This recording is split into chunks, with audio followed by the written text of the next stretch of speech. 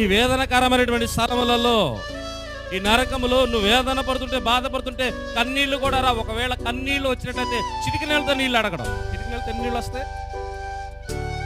ఎన్ని వస్తాయి అమ్మ? నీళ్లు వస్తాయా?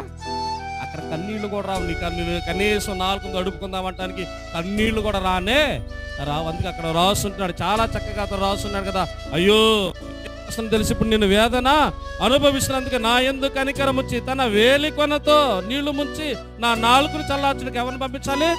లాజరును పంపించాలి. లాజరును ఎప్పుడు చూశాడు? బ్రతికి ఉన్నంత కాలములు తన ఇంటి ముందా ఆహారం లేకుండా, వస్త్రము లేకుండా, కురుపులతో అతడు కుక్కలు నాకుతుంటే గమనించలేనటువంటి వ్యక్తి ఇప్పుడు చూస్తుంటున్నాడు కదా. ఎక్కడ చూస్తున్నాడు తెలుసా? అతను పురమున కూర్చుని ఉన్నప్పుడు ఇప్పుడు చూసాయా, ఈ లాజర్నైనా నువ్వు పంపించు. ఇప్పుడు లాజర్ను పంపించడానికి నీ ఇంటి ముందు ఉన్నటువంటి దరిద్రుడు కాదు, ఈ దరిద్రుడు